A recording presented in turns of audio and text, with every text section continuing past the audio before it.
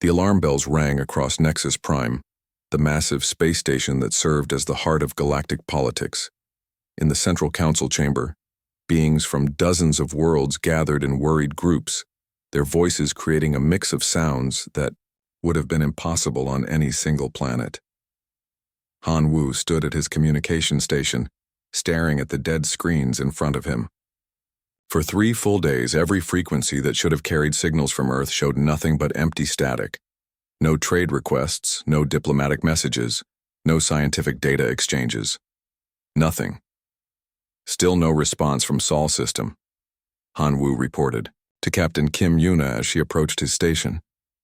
The captain of the exploration ship New Sol had been called to the emergency meeting, along with every other ship commander in the sector. Kim Yuna frowned as she looked at the silent communication boards. Earth had become one of the most active voices in galactic affairs over the past 50 years. Human traders visited every corner of known space.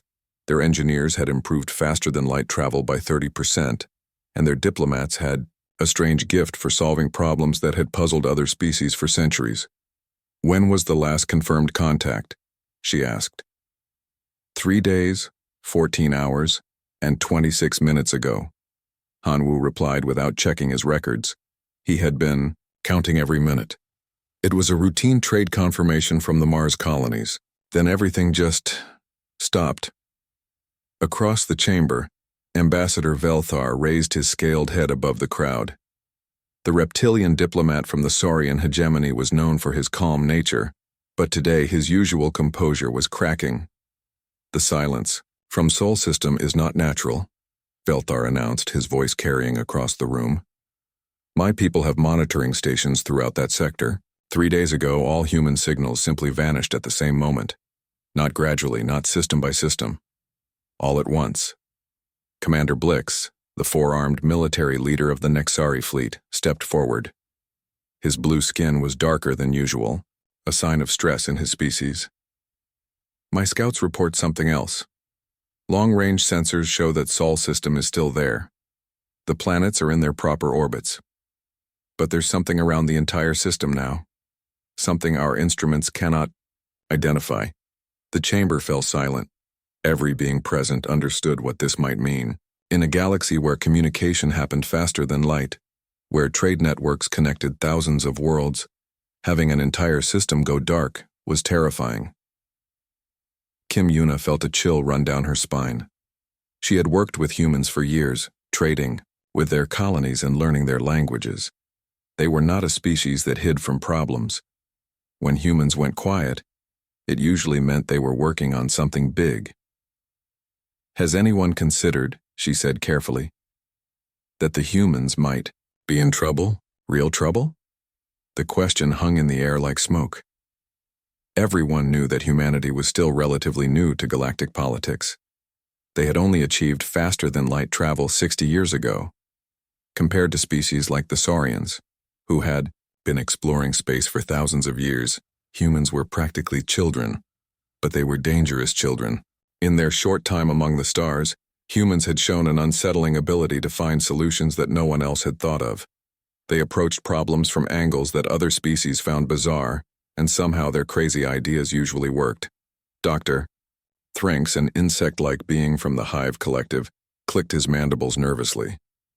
"The humans have been asking strange questions lately," he said. "Our traders report that human scientists have been buying large quantities of rare metals, elements that are only used in the most advanced weapon systems." "What kind of weapons?" Commander Blix demanded. "The kind that can destroy entire fleets," Dr. Thranks replied quietly. The chamber erupted in worried chatter. Representatives from dozens of species began talking at once, their fears feeding off each other. Some wondered if Earth had been attacked by an unknown enemy. Others worried that the humans were building weapons to attack their neighbors. Kim Yuna raised her voice above the noise. "We need to investigate," she said firmly. "Send a joint fleet to Sol System. Find out what happened to them." "Ambassador," Velthar's eyes narrowed. "And if the humans have become hostile? If they are building weapons to use against us? Then we need to know that too," Kim Yuna replied. "But I've worked with humans for years. They don't act without reason. If they've gone silent, there's a purpose behind it. The debate continued for hours, but eventually the council reached a decision. A joint investigation fleet would be assembled, with ships from 12 different species. Kim Yuna would command the mission, leading them to Sol System to discover the truth behind Earth's silence. As the meeting ended and the various representatives returned to their ships, Han Wu remained at his communication station. He continued to monitor the frequencies that should have carried human voices, hoping to catch even a whisper from Earth. "Captain," he called out as Kim Yuna prepared to leave.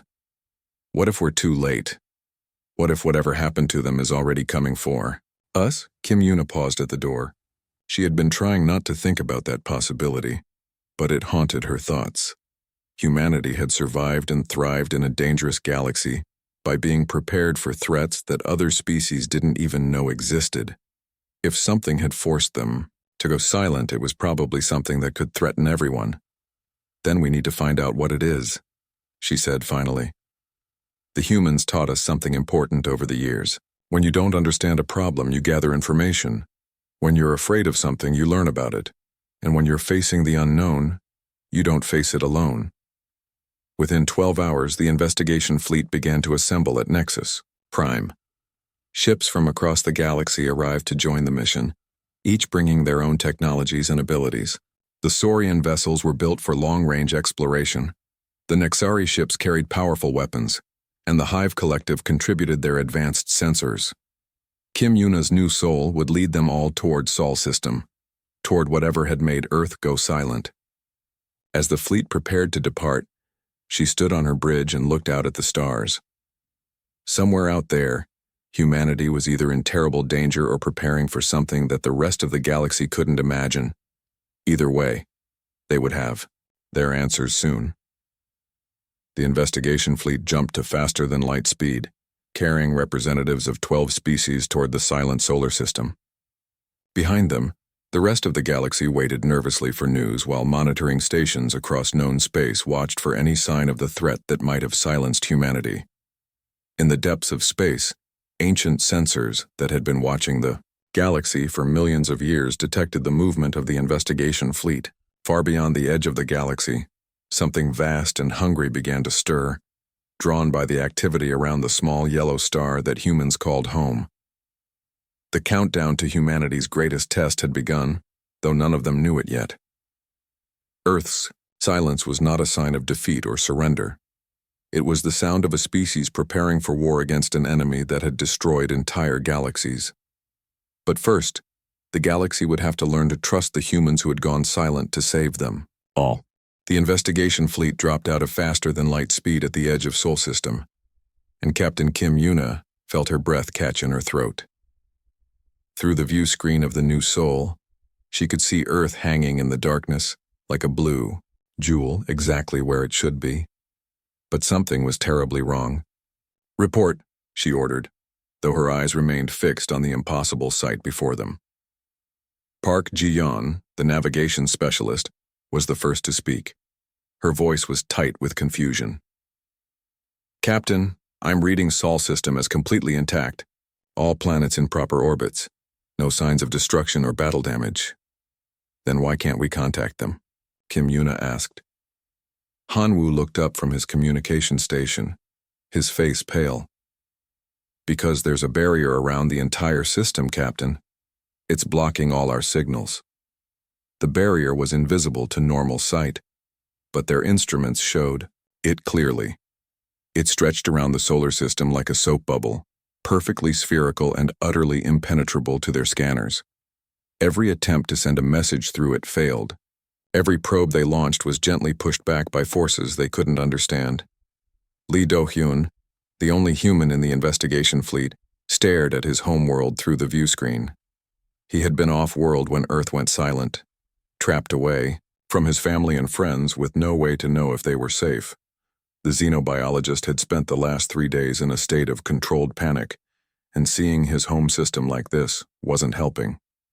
"This isn't natural," he said quietly. "Humans, don't build barriers like this. We don't have the technology." Commander Blix's voice came through the communication system from his ship. the Nexari warship Thunder of Proxima. Dr. Do-hyun, are you certain? Your species has surprised us before with their rapid technological development. Lee Do-hyun shook his head, even though the Nexari commander couldn't see him. 6 months ago, our most advanced shield generators could protect maybe a single city. This barrier covers the entire solar system. It would take energy sources we don't have and technology we haven't invented. Unless they have invented it, suggested Dr. Thranks from the Hive Collective ship. The insectoid scientist's mandibles clicked nervously as he spoke.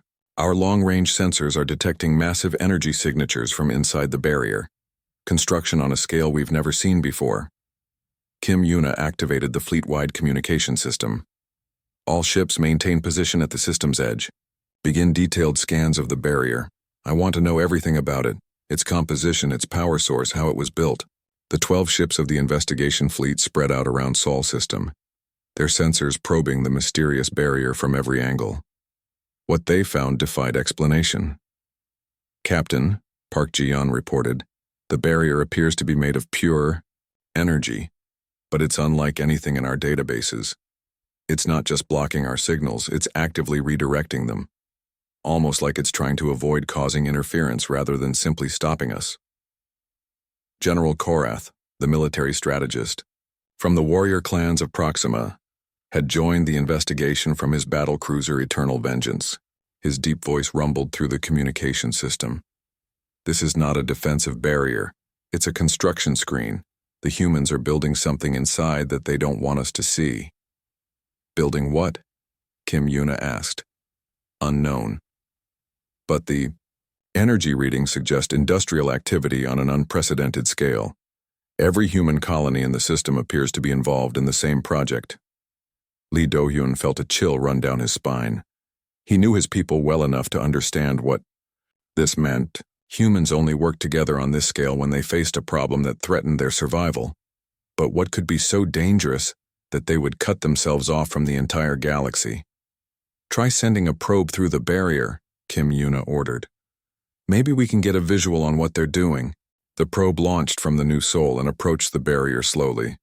As it made contact with the energy field, it was gently but firmly pushed back, as if invisible hands were guiding it away. The probe's instruments registered no damage, no hostile intent. It was simply not allowed to pass. It's not trying to hurt us, Han Wu observed. The barrier is designed to keep us out without causing harm. That's very human. What do you mean?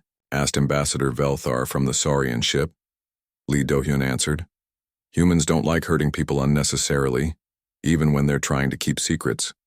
If they wanted to hide something from us, they'd do it in a way that didn't cause us pain. This barrier is perfectly designed to stop us without damaging our ships or killing our crews. But why hide at all? General Korath demanded. If they face a threat, why not ask for help? The galaxy would respond. Because they don't trust us to respond correctly, Lee Do-hyun said quietly. The truth was painful, but he could see it clearly. Think about it. How did the galactic community react when they went silent? We immediately assumed they were either dead or planning to attack us. Humans know how other species think. They know that if they revealed a major threat, half the galaxy would panic and the other half would try to surrender before the fight even started. The investigation fleet spent 2 weeks studying the barrier, but learned nothing new. It remained, perfectly impenetrable, gently deflecting every attempt to breach it. Inside, the energy readings continued to show massive construction projects, but the barrier revealed nothing about their nature. Then the first scout ships began to disappear. It started with a Nexari patrol vessel that ventured too close to the barrier while conducting detailed scans. One moment it was there, the next it was gone, not destroyed but somehow moved away from the area entirely. The ship reappeared several light years away, its crew unharmed but confused. We were examining the barrier, the scout ship's captain reported. Then suddenly we were here, with no memory of how we traveled. Our instruments show no time loss, no energy expenditure. We were simply relocated. More ships suffered the same fate. Any vessel that approached too closely or tried too hard to penetrate the barrier found itself gently transported away from Sol system. It was clear that the humans didn't want visitors, and they had developed technology to ensure they didn't get any. The investigation fleet pulled back to a safer distance, but continued their watch. They had no choice. The galactic community was demanding answers, and fear was beginning to spread through the civilized systems. "Captain," Han Wu said during their third week of watching Sol System, "I'm receiving reports from across the galaxy. Human colonies outside Sol System have been evacuating. Ships, people, resources, everything is being moved back to the home system." Kim Yuna felt her stomach drop. "All of them? Every human settlement we can contact. They're abandoning colonies they spent decades building, bringing everything back to Earth, and none of them will explain why." The implications were terrifying.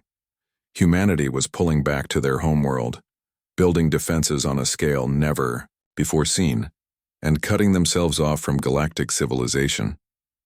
Either they were preparing to attack the rest of the galaxy, or they were preparing to defend against something so dangerous that they didn't dare let anyone else know about. "Get me a secure communication with Fleet Command," Kim Yuna ordered.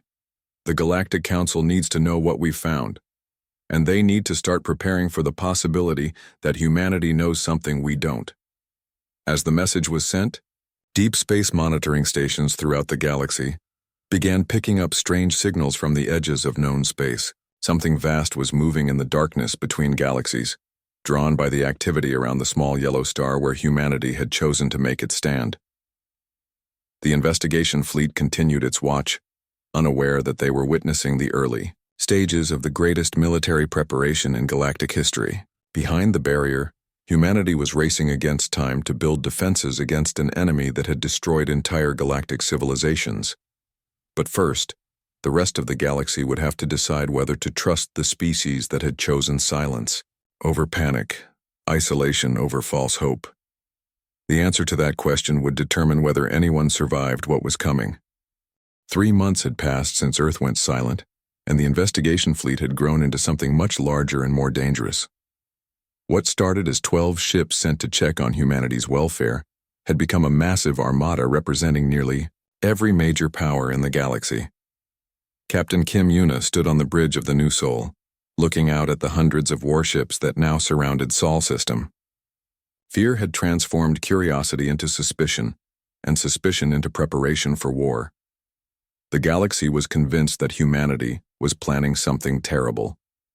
"Captain," Han Wu called from his station, "incoming transmission from the Saurian command ship. Ambassador Velthar wants to speak with you." The reptilian diplomat appeared on the main screen, but he looked nothing like the calm, reasonable being Kim Yuna remembered from their first meeting. His scales had darkened with stress, and his eyes held the cold calculation of a predator. "Captain Kim, my government has reached a decision," Velthar said without preamble. "The human barrier must be breached. We cannot allow them to complete whatever weapons they are building in secret." "Ambassador, we have no proof that they're building weapons," Kim Yuna replied, though her voice lacked conviction. The evidence was becoming harder to ignore. "Then explain this," Velthar said, activating a holographic display. "Our intelligence networks have been tracking human activity for the past year. Look at the pattern." The hologram showed trade routes throughout the galaxy with bright lines representing the movement of ships and goods. Kim Yuna could see the problem immediately. Over the past 12 months, human merchants had been quietly purchasing massive quantities of rare materials, elements used in advanced shield generators, exotic metals required for the most powerful weapon systems, and energy crystals that could power entire fleets. "They've been planning this for a year," Velthar continued. "The isolation, the construction, the evacuation of their outer colonies. This isn't a response to a crisis, Captain. This is a carefully planned military buildup." Cho Minho, a former Earth diplomat who had been serving on an alien world when the barrier went up, stepped forward. He had been trying to defend his people for months, but the evidence was becoming impossible to explain away. "There has to be another explanation," he said desperately. "Humans don't plan galactic conquest. We're not built that way." Song Nari, a military analyst who specialized in human tactics, shook her head grimly. "I'm sorry, Cho, but the data doesn't support that. Look at this pattern analysis." She activated her own display, showing the positioning of human colonies before the evacuation. Every human settlement was strategically placed near major trade routes or resource-rich systems. When they evacuated, they took everything, not just people but industrial equipment, mining machinery, even the prefabricated buildings. They stripped their colonies completely clean. That's what you do when you're consolidating for a major military campaign, added General Korath from his position near the tactical display. You bring all your resources back to a central location where they can be properly organized and deployed. Kim Yuna felt a growing sense of dread as she listened to the analysis. She had worked with humans for years, had considered many of them friends. The idea that they were planning to attack the galaxy seemed impossible, but the evidence was overwhelming. There's something else, Han Wu said quietly. Long-range communications picked up a transmission from the edge of the galaxy, one of our deep space monitoring stations. What kind of transmission? Kim Yuna asked. It was brief and badly garbled by distance and interference, but we were able to clean up part of it. Han Wu activated the audio system. Listen carefully. The voice that emerged from the speakers was human, speaking in the English language that had become common in trade negotiations. The transmission was filled with static, but the words were clear enough. Var's return. Preparation time. 47 standard days remaining. The bridge fell silent. Everyone present understood the implications. The humans weren't just building weapons. They were preparing for the return of something called the Devourers, and they believed they had less than 50 days to get ready. Cho Minho's face went white. No, he whispered. That's not possible. The Devourers are just a legend. What legend? Kim Yuna demanded. Ancient human mythology, Cho explained, his voice shaking. Stories about beings that consumed entire galaxies before moving on to the next. But they're just myths, stories we tell children about the darkness between the stars. They can't be real. Song Nari was already pulling up historical databases, searching for references to the Devourers in human culture. What she found made everyone on the bridge feel cold. These aren't just random stories, she reported. The Devourer legends appear in human cultures across their entire homeworld, in civilizations that had no contact with each other. The details are consistent. Beings of living darkness that travel between galaxies, consuming all life and resources before moving on to the next target. Myths often contain seeds of truth, observed Dr. Thranks from his position at the science station. Perhaps these Devourers were real, encountered by humanity's ancestors in some form. If so, and if they are returning. He didn't finish the sentence, but everyone understood. If the Devourers were real, and if they were powerful enough to threaten humanity's survival, then Earth's military preparations took on a very different meaning. They're not building weapons to attack us, Kim Yuna realized. They're building weapons to defend us, all of us. The revelation should have been reassuring, but it had the opposite effect. If humanity, with all their technological innovation and problem-solving abilities, felt the need to isolate themselves and build defenses on this scale, then whatever was coming was beyond anything the galaxy had ever faced. Empress Xylara of the Crystal Dominion appeared on the communication screen, her crystalline features reflecting the light in patterns that indicated extreme distress. The implications are clear, she announced. If the humans believe they need this level of preparation to face the Devourers, then the rest of us are completely unprepared. We need to break through their barrier and demand that they share their defensive technology. And if they refuse? Asked High Priest Morhan of the Ethereal Assembly, his energy form flickering with anxiety. Then we take it by force, General. Korath replied bluntly. The survival of our species is at stake. The debate that followed was intense and bitter. Some representatives argued for patience, believing that humanity would eventually share their preparations with the galaxy. Others demanded immediate action, fearing that any delay would doom them all. Kim Yuna listened to the arguments with growing despair. The galaxy was fracturing along species lines with old rivalries and suspicions rising to the surface. Fear was making everyone forget the cooperation that had kept the peace for centuries. "We're doing exactly what the humans expected us to do," she said finally, interrupting the heated debate. "We're panicking. We're turning on each other. We're proving why they didn't trust us with the truth." The communication channel fell silent as representatives from dozens of species considered her words. "But what choice do we have?" asked Ambassador Velthar. "If we wait and do nothing, we might all die when these devourers arrive.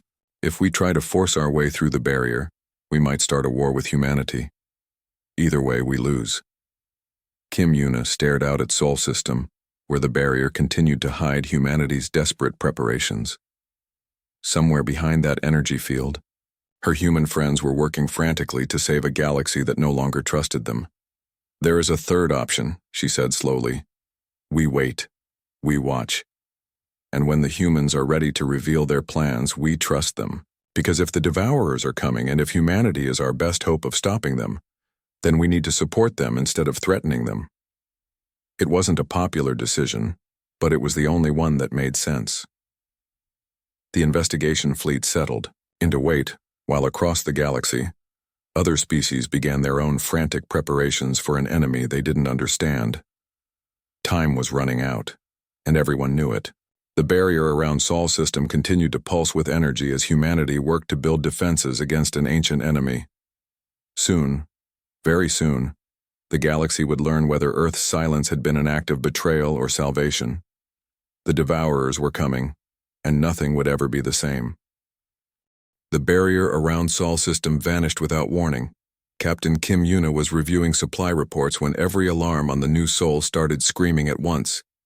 She rushed to the bridge to find her crew staring in amazement at their instruments. "The key barrier is gone," Park Ji-yeon reported, her voice filled with disbelief. "It just disappeared completely. All frequencies are clear." But as Kim Yuna looked through the viewscreen at Sol System, she realized that the removal of the barrier had revealed something that shook her to her core. Earth's solar system had been transformed into the most terrifying fortress she had ever seen. Where once there had been empty space between the planets, massive space stations now floated in carefully planned formations.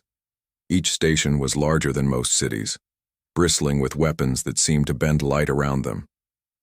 Defensive platforms surrounded every planet, and the asteroid belt had been converted into a network of mining facilities and weapon foundries. "By the ancestors," whispered Han Wu. "What have they built?" The answer came in the form of thousands of ships that seemed to materialize from hidden positions throughout the solar system. These weren't the familiar designs of human vessels that everyone knew. These ships were sleek and deadly, with hull configurations that suggested technologies far beyond anything humanity should have possessed. "Incoming transmission," Han Wu announced. "It's from Earth." The main viewscreen activated, revealing a human face that Kim Yuna didn't recognize. The man wore a uniform that looked more advanced than anything she had seen before, with insignia that suggested very high military rank. "I am Admiral Kang Ji-hoon, Supreme Commander of Earth's Defense Fleet," the man announced. His voice was calm but carried the weight of someone who had been under enormous pressure. "To all representatives of the galactic community currently in Sol System, you are hereby invited to dock at Station Alpha for an emergency briefing. We have much to discuss." The investigation fleet, which had grown to include nearly 300 ships from across the galaxy, approached the designated station cautiously. Station Alpha was a massive structure positioned between Earth and Mars, larger than any space station ever built. Its design incorporated technologies that seemed almost alien, with energy readings that defied conventional understanding. Kim Yuna led a delegation of representatives from every major species to the station's central briefing room. The room itself was a marvel of engineering, with holographic displays that could show three-dimensional images of entire star systems in perfect detail. Admiral Kang Ji-hoon was waiting for them, along with several other humans who carried themselves with the confidence of people who had been working on something monumentally important.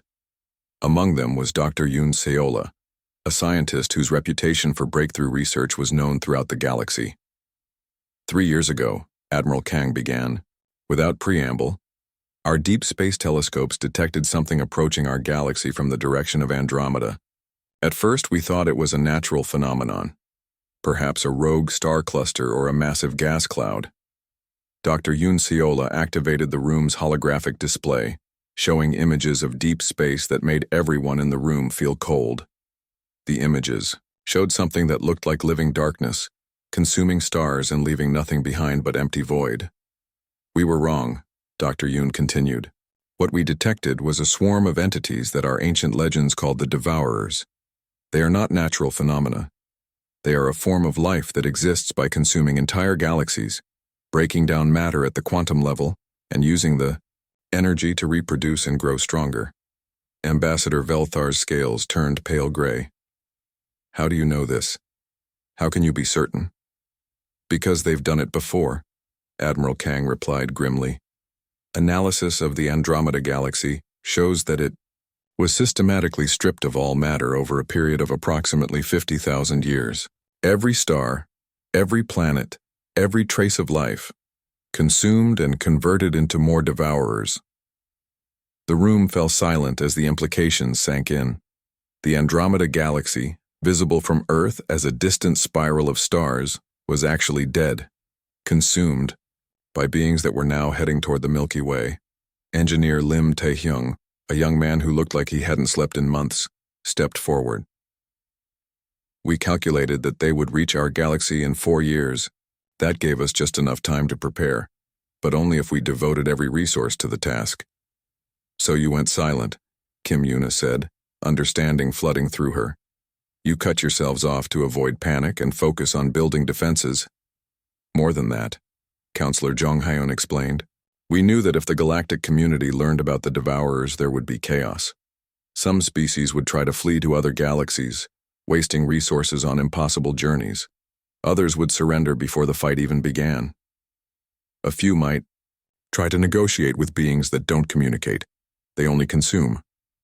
Admiral Kang activated another holographic display, this one showing the weapons and defenses that humanity had built in secret.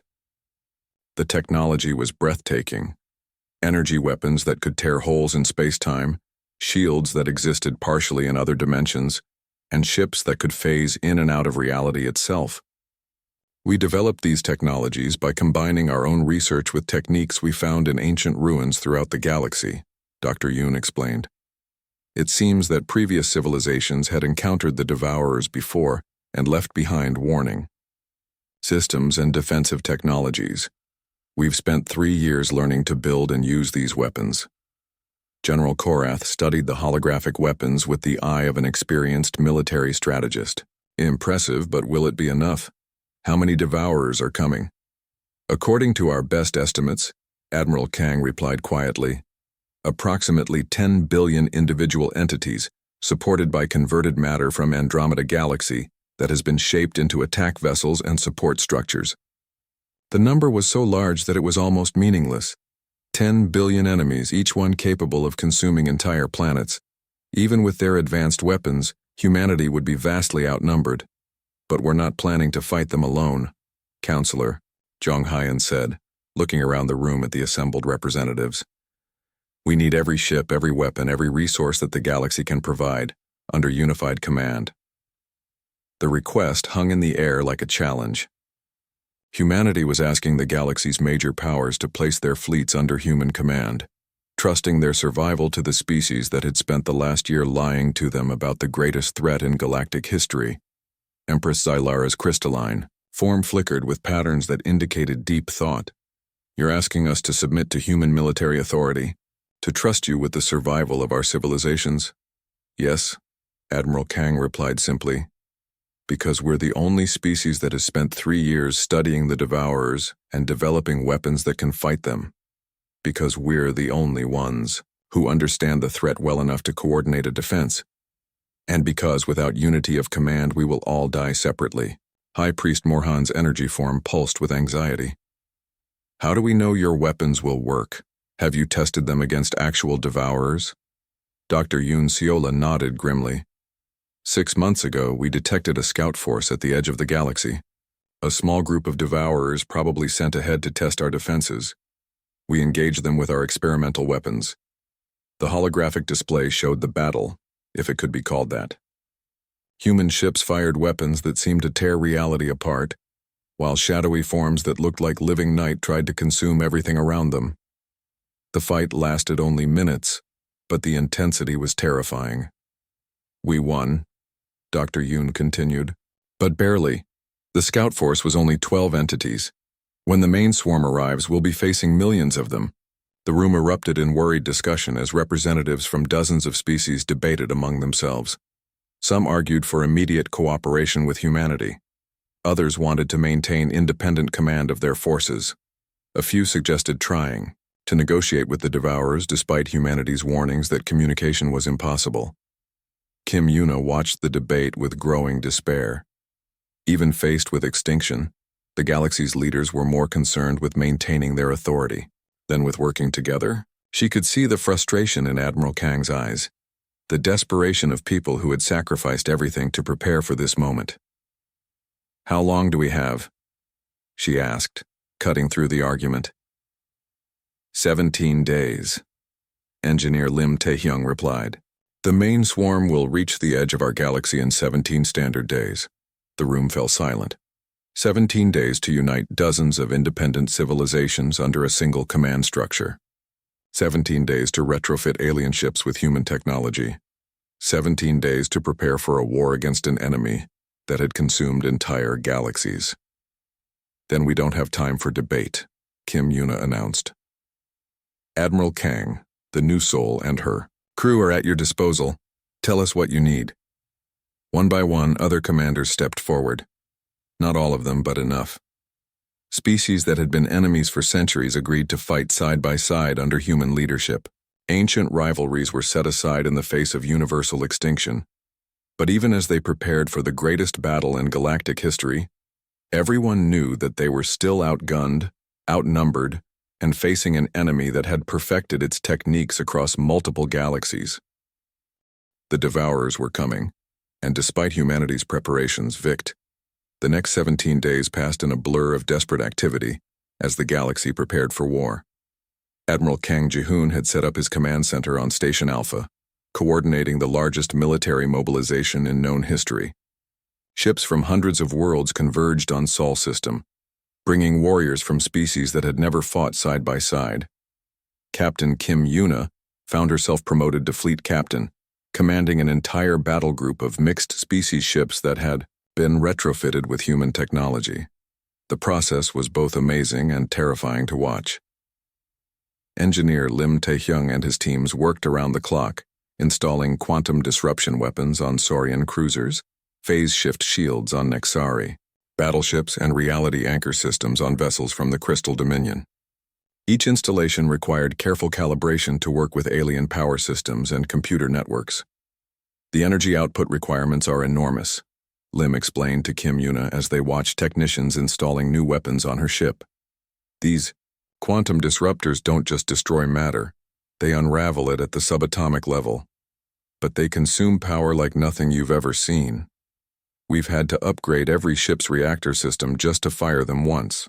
Fleet Captain Oh Yun-ho, commanding the experimental ship Prometheus, had been testing the new weapons against simulated targets. His reports were both encouraging and sobering. "The quantum disruptors can destroy a devourer completely," he reported during one of the daily briefings, "but each shot requires a full power cycle, meaning we can only fire once every 30 seconds.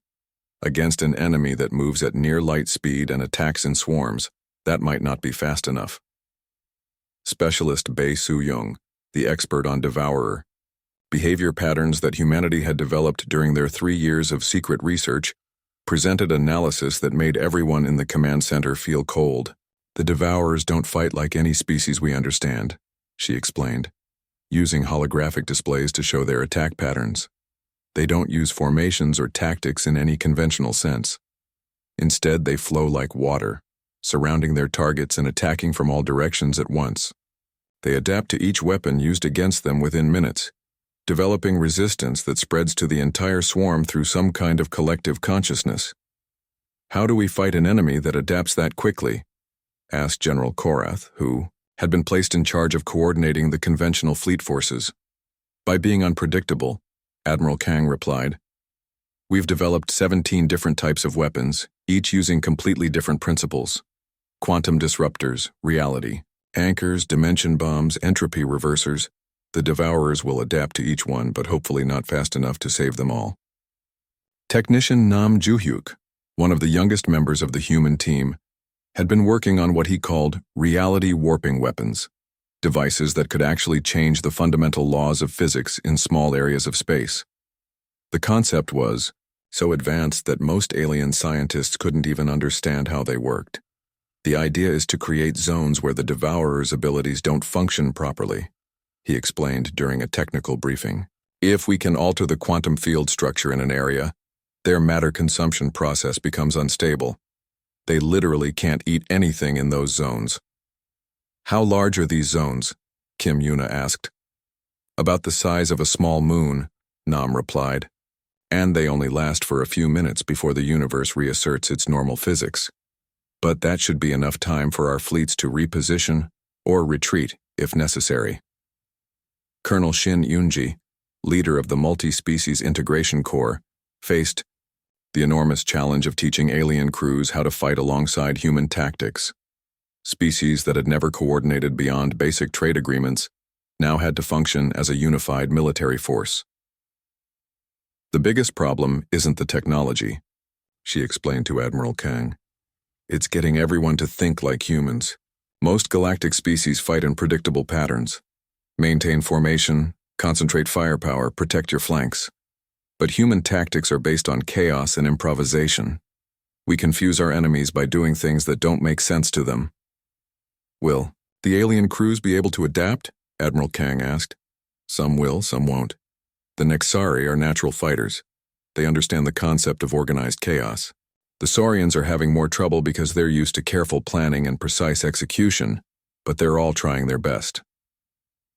As the deadline approached, long-range sensors began detecting the first signs of the Devourer swarm approaching the galaxy's edge. The readings were unlike anything anyone had ever seen. Massive disruptions in space-time itself, as if reality was being consumed and reformed into something else. Dr. Yoon Seola presented the latest analysis to the senior command staff, and her findings were terrifying. "The main swarm is larger than we estimated," she reported. "We're now tracking over 15 billion individual entities, plus support structures that appear to be converted matter from entire star systems. They're not just coming to consume our galaxy. They're bringing parts of Andromeda with them, reshaped into weapons and mobile bases." "Can our defenses handle numbers that large?" asked Empress Xylara, whose crystalline ships had been equipped with some of humanity's most advanced technology. "Unknown," Admiral Kang replied honestly. "Our models suggest we have a 30% chance of victory if everything goes perfectly. In reality, our chances are probably much lower." The honesty was brutal but necessary. Every being in the command center understood that they were preparing for what might be the last battle any of them would ever fight. "There is one more thing," Dr. Yoon continued. "Our analysis of the Devourer approach pattern suggests they're not just randomly consuming our galaxy. They're heading directly for Sol system. They know we're here, and they're coming for us specifically." The implications were clear. The Devourers saw humanity as the primary threat, the species most likely to resist their consumption of the galaxy. They would concentrate their attack on Earth, trying to eliminate the center of resistance before dealing with the rest of the civilized worlds. "Good," Admiral Kang said grimly. "That means we can choose the battlefield. We'll make our stand here in Sol System, with every ship and weapon at our disposal." Fleet Captain Oh Yunho studied the tactical displays showing the approaching enemy. "Admiral, with respect, we're still outnumbered nearly 1,000 to 1. Even with our advanced weapons, the mathematics are against us." "Then we changed the mathematics," Admiral Kang replied. "We use the solar system itself as a weapon. We turn every planet, every asteroid, every piece of space debris into part of our defense network." Over the next week, the frantic preparations took on an almost desperate quality. Entire asteroid belts were converted into minefields. The outer planets were rigged with massive explosives that could be detonated to create gravitational disruptions. Even Sol's sun was surrounded with devices that could destabilize it if necessary. "We're turning our own solar system into a death trap," observed Han Wu during one of his reports to Kim Yuna. "If this plan fails, there won't be anything left of Earth to save." "If the plan fails, there won't be anything left of anyone to save," Kim Yuna replied. "At least this way we go down fighting." On the final day before the Devourer's arrival, Admiral Kang addressed the combined fleets from the bridge of his flagship, the massive dreadnought Terra Invicta. Representatives from every species in the galaxy listened as he spoke. "Tomorrow we face an enemy that has consumed entire galaxies," he said. "They are older than our civilizations, more numerous than our stars, and more powerful than anything we have ever encountered. By all logic, we should be afraid. By all calculations, we should surrender." He paused, looking out at the thousands of ships that filled space around Sol system. "But we are not surrendering. We are not running. We are standing here together, united by something stronger than fear. We are fighting for our homes, our families, our future. And when the Devourers arrive, they will learn something that no other galaxy has been able to teach them." "What's that, Admiral?" asked Captain Kim Yuna. Admiral Kang smiled grimly. "That this galaxy doesn't give up, that we don't go quietly into the dark, and that when you threaten everything we love, we fight back with everything we have." Long-range sensors detected the first Devourer scouts entering the galaxy's edge. The final battle for the survival of all known life was about to begin, and at its center stood humanity, the species that had chosen to save everyone by risking everything. The Devourers arrived like a wave of living darkness that swallowed stars as it advanced through the galaxy. From the command bridge of the Terra Invicta, Supreme Admiral Park Seonghwa watched the sensor displays with grim determination as the enemy approached Sol system. "Contact in 6 hours, reported Lieutenant Commander Jang Wooyoung from his tactical station. Enemy numbers confirmed at 18 billion individual entities, plus converted matter structures equivalent to approximately 3,000 star systems. The numbers were so vast they barely had meaning." Captain Kim Yuna, commanding her battle group from the bridge of the New Sol, tried to comprehend what they were facing. Through her view screen, she could see the edge of the solar system where space itself seemed to be bending and twisting as reality was consumed and reformed into something alien and hungry. "All ships, this is Supreme Admiral Park," came the voice over the fleet communication system. "Remember your training. Remember why we fight. And remember that today we either save our galaxy or die trying. There is no middle ground, the first." Engagement began at the edge of the solar system, where advanced scout forces of Devourers encountered the outer defense perimeter. Captain Choi Min-sok, piloting the experimental destroyer Phoenix Wing, led the initial attack. Firing quantum disruptors, he reported as his ship unleashed weapons that tore holes in space-time itself. The beams struck the nearest Devourers, and for a moment it seemed like the weapons were working. Several of the shadow-like entities simply ceased to exist, unraveled at the quantum level. But the victory was short-lived. Within minutes, the remaining Devourers had adapted to the quantum disruption frequency. The next wave of shots passed, harmlessly through them, the entities having somehow altered their fundamental structure to resist the attacks. "They're adapting faster than our projections," Dr. Kwan Yona reported from the Scientific Analysis Station. Switching to entropy. Reversal weapons. The new weapons attacked the Devourer's ability to break down matter, temporarily forcing them back into more stable configurations. Again, the initial results were promising. Several enemy entities found themselves unable to maintain their energy-based forms and collapsed into ordinary matter that could be destroyed by conventional weapons. But again, the adaptation was swift. The Devourers learned to stabilize their entropy levels, rendering the reversal weapons ineffective within minutes. "Pattern confirmed," Specialist Bae Soo-young announced grimly. "They adapt to each weapon type within 10 minutes of first contact. We need to cycle through all weapon types continuously to maintain effectiveness." Supreme Admiral Park activated the fleet-wide tactical network. "All ships, implement Rotation Protocol 7. Cycle weapons every 8 minutes. Do not allow them, Time to fully adapt to any single attack pattern. The battle that followed was unlike anything in recorded galactic history. Human ships equipped with reality-warping weapons created zones where physics itself worked differently, temporarily confusing the Devourers. Saurian vessels used their precision targeting to coordinate focused attacks on enemy weak points. Nexari. Battleships employed their superior armor to draw enemy attention while other ships repositioned. But despite their coordination and advanced weapons, the galactic fleet was being overwhelmed. For every Devourer destroyed, 10 more took its place. The enemy's numbers seemed endless, and their ability to adapt to new threats made every victory temporary. "We're losing ships faster than we're destroying enemies," reported General Korath from his command vessel. "At this rate, our fleet will be eliminated within 12 hours. It was then that Dr. Kwan Yeona revealed humanity's final gambit, the A plan they had hoped never to use. "Admiral requests permission to activate the quantum bomb network," she said quietly. Every human on the command bridge fell silent. The quantum bomb network was their ultimate weapon, designed as a last resort, when all other options had failed. But using it would come at a price that none of them wanted to pay. "Explain the plan to our allies," Supreme Admiral Park ordered.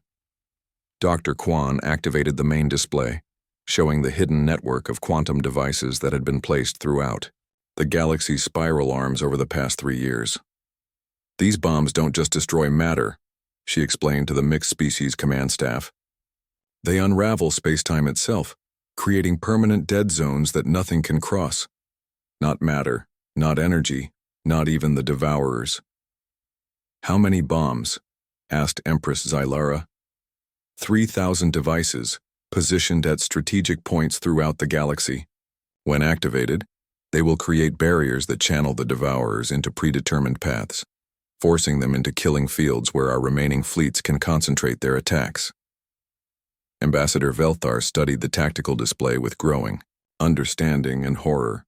"You're using our own galaxy as a trap, sacrificing star systems to create navigational barriers." "Yes," Supreme Admiral Park confirmed. "We will lose approximately 15% of the galaxy's star systems, including several inhabited worlds that couldn't be evacuated in time. But the alternative is losing everything." The decision was made in seconds. Faced with certain extinction, the galactic leaders authorized the use of humanity's quantum bomb network. Dr. Kwan began the activation sequence, her hands shaking as she entered the codes that would fundamentally alter the structure of their galaxy. "Quantum bombs activated," she reported. "Detonation in 60 seconds. What followed was the most spectacular display of destructive power ever witnessed. Across the galaxy's spiral arms, 3,000 points of light flared brighter than supernovas, as the quantum bombs tore holes in reality itself. Star systems vanished in bursts of energy that could be seen from neighboring galaxies. But the plan worked. The Devourers, flowing through space like a tide of darkness, suddenly found themselves channeled into narrow corridors between the quantum dead zones.